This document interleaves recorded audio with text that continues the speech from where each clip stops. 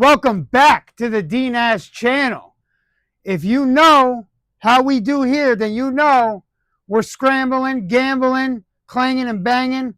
Pots and pans, my man. Pots and pans. We're getting in there. We're going crazy. We're getting philosophical. We're talking about some shit. We're pondering, because we love to ponder. And today, what are we pondering today? Today, we are pondering order and chaos. That's right. Order and chaos. And what are we going to ponder about order and chaos, my friends? Well, let's get into it. In every bit of chaos, there's a little bit of order. And in every bit of order, there's a little bit of chaos. And what do I mean by this, right? What I mean is, if you're in chaos, if everything's crazy, right? There is a moment or there is a function where we all have, or some people have, where they function better in chaos. The craziness and the randomness of chaos is a place where people can thrive in. It's a place where people can make order in. Let me give you an example. I was a chef for 10 years, right? Working in a kitchen. Now, if anybody's worked in a kitchen before, they know it is utter chaos, especially if you're in a busy kitchen, right? There's tickets coming in, the ticket machine, the tickets can be hitting the floor, everybody's running around, there's 1,000 things to do, 1,000 orders to do, but in that craziness, in the midst of all the craziness, there is order, right? There is a little bit of order in that. Some people function well in that. I am one of those people that function well in chaos, right? The chaos it brings about a system, right? Maybe there's let's say the method to the madness, right? There is a method to the madness, right?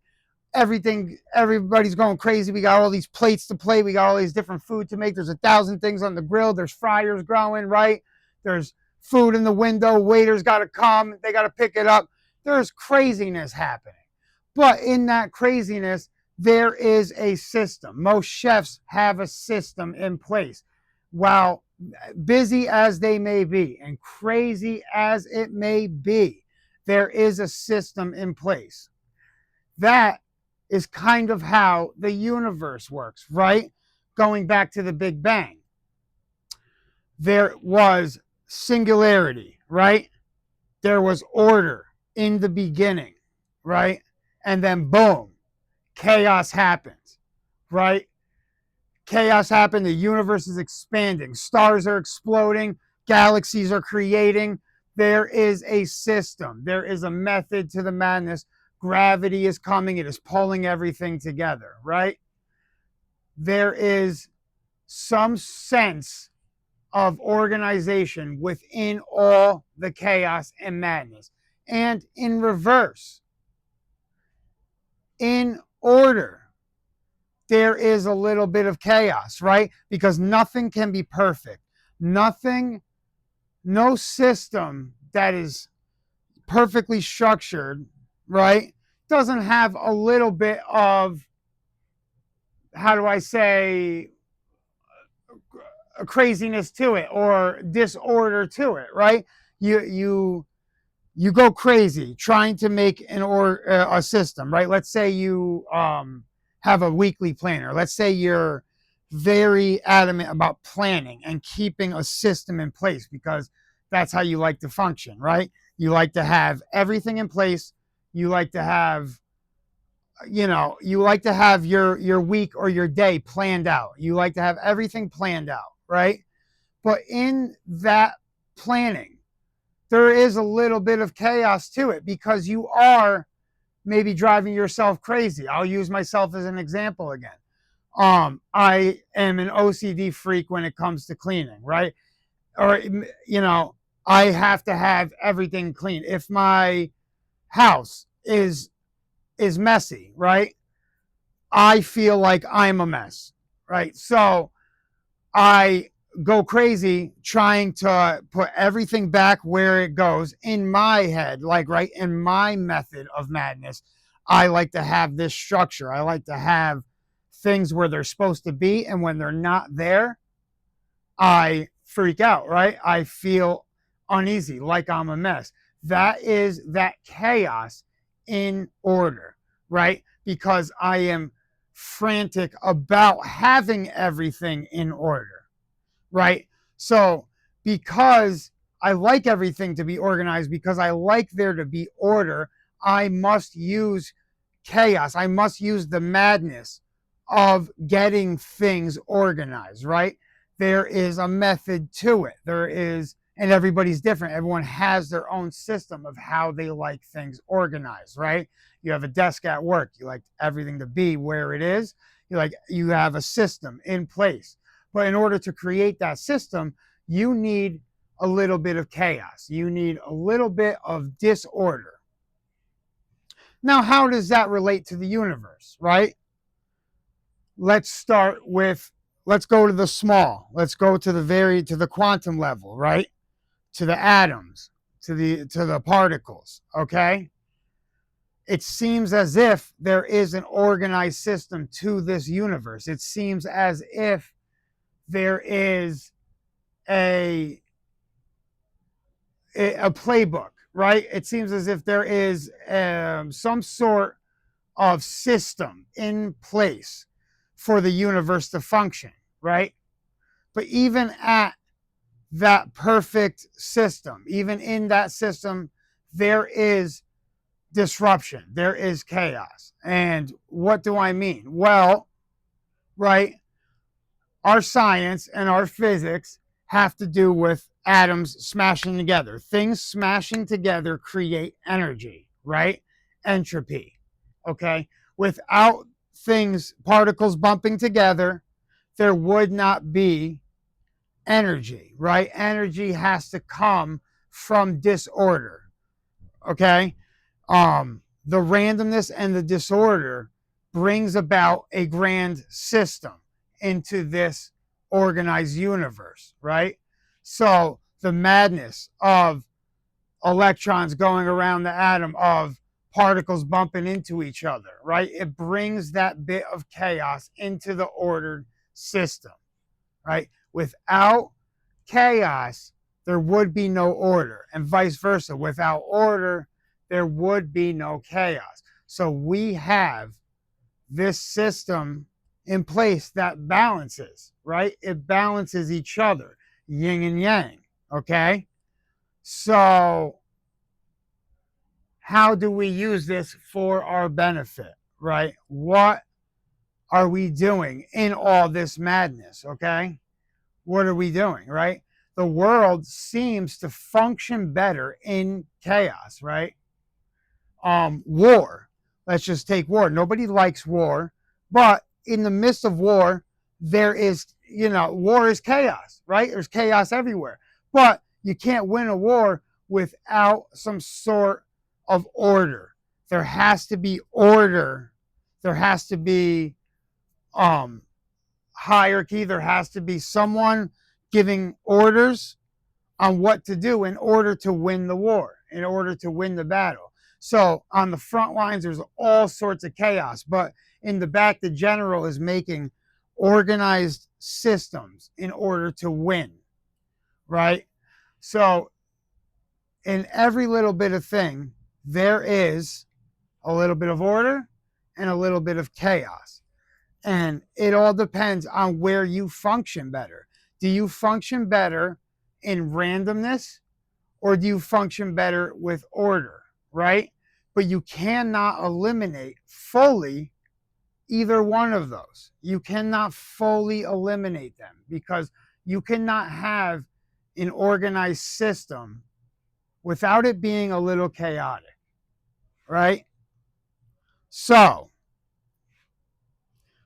in our philosophical thinking, in our grand scheme of our world, right? In our universe, right? It seems that we have this perfect balance. It seems like there will always be black and white. It seems like the gray area, nothing ever settles in the gray area, right? It's black and white. It doesn't seem like anything in this world fully functions as a completely even on a completely even scale, right? It seems like there is the scales are always tipping, right? Because for in order for there to be balance, there must be both, right? There must be both order and both chaos. So, where am I going with this? I don't know. I have no idea where I'm going with this because I function in chaos. I function well in randomness. That's how I start these conversations. I don't know where I'm going to go. I don't know where this is going to lead. But I am coming up with a system here. I am working my method to my madness, right? Because I am a mad professor, as I like to think so, right? A mad scientist, if you will, right? So why is it? Why is it that our science is based on things smashing together, right? What other type of system could there be? What other type of system could there be where our science is not based on particles smashing together, where our science is not based on a little bit of chaos, right? Is the universe random, right? Now you have the double slit experiment, right? I'm not sure who initially did it. I should have my facts straight. I should always double check people, always double check the things that I'm saying. Don't ever believe somebody fully without double checking. Always go back and fact check, okay? But it surely seems that our universe only functions because there is disorder. In the beginning, there was singularity, right? In order for that Big Bang to happen, there had to be some sort of outside force. There had to be some sort of explosion, right? To create this whole system as we know it, right? So, how can we recreate a universe, or how can we recreate science where we have an even balance, or maybe just order without chaos? Is it possible? Is it even possible? Right? I don't think so. I don't think it's possible for the universe to function without there being some sort of disturbance. So that brings me to light, right? Um, if you've ever noticed, most people think that electricity travels.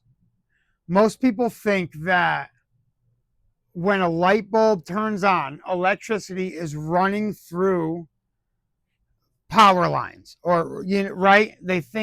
You would think that electricity is running to your light bulb, right? But what's really happening is light is a disturbance of the medium. You can call it the ether, okay? The medium is there. It's always there. There's the magnetic field of the universe always going around, right? There's strong force and there's weak force, right? So what happens when light is created? It is not traveling. It is being created right there, right in between the two prongs inside your light bulb. The medium is being disturbed and light is emitting right from there. It doesn't travel. Okay, you can, again, fact check this, read into this, all right? Ken Wheeler is he wrote a lot of articles. You can look him up, look up his papers. He will describe how that medium gets disturbed and how light emits right there, right? Electricity is everywhere. It's everywhere. If you were to go to the pyramid and take a glass bottle and stand on top of the pyramid holding the glass bottle up, sparks would fly from the glass bottle. Okay? This is proven. So, electricity is always around us, right? That chaotic energy is always around us. Okay? It is in the airwaves, right? As Tesla did his experiments where he didn't need wires to create light, to make light bulbs light up, right? He created the Tesla towers and he put light bulbs in the ground far away from each other and had them all light up through the earth because the magnetism of the earth, the magnetic field of the earth is always there. It's always in the air around us, right? So you do not need how do you say, these wires and things connected in order to make electricity. One way you could prove this is if you have an electric toothbrush, right? Or you have a wireless phone charger, right? There's nothing plugged in to the phone. You're resting it on the wireless charging pad, right? But if you have a phone case, right, or you could still put it on there, right? You just put the phone on. The charging port's inside the phone, right? The wires are inside the wireless charging pad, right? Nothing is connected. So that means that electricity travels through the air. Most people don't think of it that way. They don't think, oh my God, you're right, that I don't directly plug in my phone for the wireless charger. So how does it get there, right? How does it get there? Because it's not traveling. It is not, it is already there. The electricity is already there. You are using components to manifest it. You are disturbing that medium, right? This is proving that it doesn't travel through wires like we believe, right? It's there. You are just using certain materials in order to disturb that medium and create an electric charge, right? So there is that chaos always around us in this ordered system, right? There is that little bit of chaos, right? And that disturbance of the medium is what is creating electricity. This is why electricity should be free, and it's madness that we charge for it. And this is why we know, like the pyramids and all these old systems, we know, like the Baghdad battery, we know they've had electricity for thousands of years. Humans have been around for so long, and we have been taught that civilization is only a few thousand years old. And now we are starting to realize that that was just a lie. They have lied to us. If you look 1,000 years ago and you go to the Middle East, they were already lighting up their streets with lamps. They had oil lamps, they had electricity. Electricity has been around. They have figured out how to use that, how to use the disturbance of the medium, right? Humanity may have reset a couple times. We don't know everything, but we do know that there were these ancient civilizations here. And we do know that they have figured out many sciences before we think today that we have everything figured out. We have thousands of books from antiquity left to us by all these different authors, especially in Greek and Arabic. So many books that are sitting in shelves or in our universities just collecting dust with answers to these things, answers to these sciences, right? Cures for all sorts of diseases, right? We have this, And just like how people use, I forget what it's called, but it's like Reiki, like healing with your hands, using energy, right? Using the energy that we have naturally, right? And doing healing that way, because you can heal people through the electric waves that the earth has all around us, through the electromagnetic waves and the flow that is always happening. The toroidal field of the earth is always around us at all points, right? And it is that disturbance that is creating electricity, that is creating charge. And that, my friends, is why in this organized system, there is always chaos. And in chaos, there is always a little bit of order. Today, we have pondered chaos and order on the DNAS channel. Come back next time and we'll do some more pondering.